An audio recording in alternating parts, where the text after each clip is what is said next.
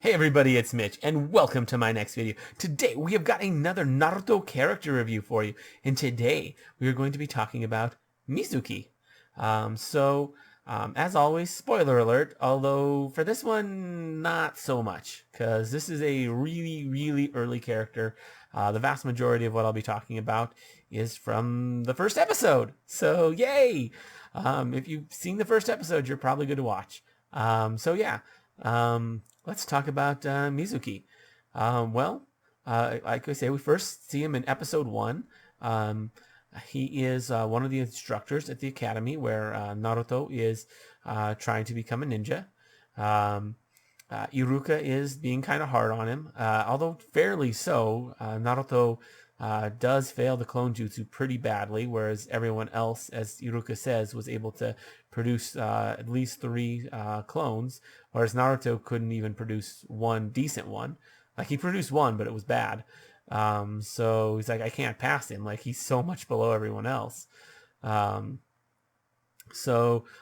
Mizuki like tried to stand up for him, but turns out that wasn't like for real.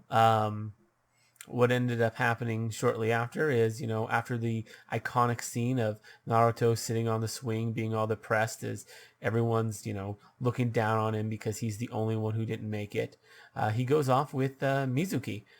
Uh, and, well, uh, Mizuki, he talks to Naruto and he tells him about a way to graduate, uh, gives him some hope that all he has to do is take this scroll and go learn a jutsu from it, and he'll be able to graduate. So Naruto does. And of course, this was a huge lie. Mizuki was just using Naruto because he hates Naruto, and he had his own goals. But on top of that, he, just wanted to. He had no qualms with harming Naruto because, after all, he didn't see him as anything more than the nine-tailed fox.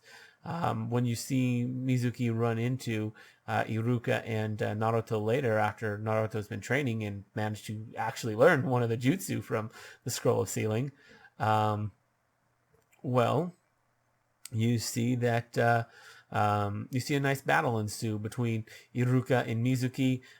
First thing that happens, of course, Mizuki is telling Naruto the truth. He tells him the truth about how the Nine Tails is sealed within him, and how everyone has ordered it, no one tell him this, and that no one talk about this. He explains to Naruto why his whole life everyone has always looked at him as if like he wasn't there, and just not even acknowledged his existence. Um, so yeah, he explained that to him, and of course the iconic line there of "You are the nine-tailed fox," which is a great line right there. Which Naruto, it kind of shatters his world to learn that that fox demon is inside of him. Um, after that, the whole battle ensues. He transforms into Iruka to try and trick Naruto. However, turns out the Naruto he's pursuing was actually a transformed Iruka, so he's able to see through it and get the better of him. Because, I mean, obviously, like, it's pretty easy to know that you're not really Iruka when you are Iruka. Like, as he says, it's like, how did you know I wasn't the real Iruka? Because I'm Iruka. Yeah, great line. Anyways, before that, there's of course the iconic scene where Mizuki tries to kill Naruto, but Iruka steps in and takes freaking giant shuriken to the back in order to save Naruto, which is absolutely insane. That's serious damage right there. But I guess he was okay. I guess it must have missed his spine somehow. I don't know. It's anime. Although later you see way more realism in the show, so it's hard to tell. Anyways, you see the fight go on for a little while. Eventually, you see Naruto stand up and defend Iruka and use the jutsu he learned, the Shadow Clone Jutsu, to take down Mizuki. And, that's that. or it should have been.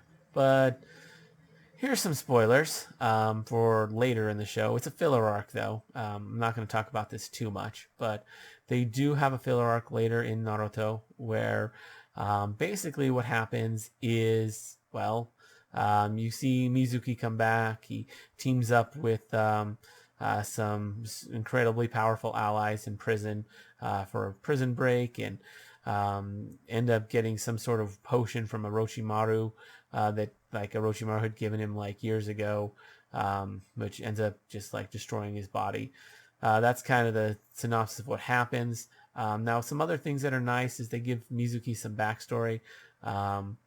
Like they say, apparently he's got a fiance. Apparently, you know, he had been on a little bit of the outs with the village because after a particular mission, it was questionable what happened. It seemed like he might have strangled one of his comrades in order to complete the mission.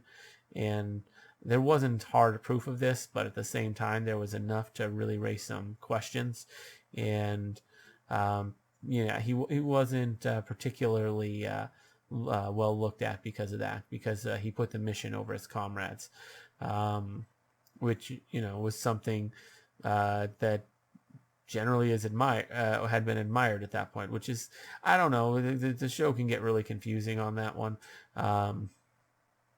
But anyways, maybe things had changed a little by that point. I don't know. But anyways, so that whole thing goes down, and he runs into Orochimaru, who gives him like some sort of like form of the curse mark, but not really the curse mark. It's just ends up being like a weird tattoo of a machine. I don't know. It's kind of weird. But apparently sets up that Orochimaru was the one who was behind that whole incident years ago, and it just failed. Because what would have Mizuki done with that scroll anyways? So yeah, that's really all there was with that. That's basically Mizuki for you. He's guy, not so nice a guy. Looks at Naruto like he's just a nine-tailed fox, and Naruto pummels the crap out of him for it, and he gets locked up in prison. And then you basically never see him again other than in that one filler arc. So yeah, let me know what you guys think down in the comments below. That's really all I have to say. If you enjoyed the video, consider giving it a like. Maybe subscribe to the channel for more videos. I do a number of these Naruto character reviews, although I mostly do Dungeons & Dragons 3.5 content. So if you're into that, definitely subscribe, check that out, and maybe ring that notification bell. Anyways, as always, I'm Mitch, and I'll be seeing you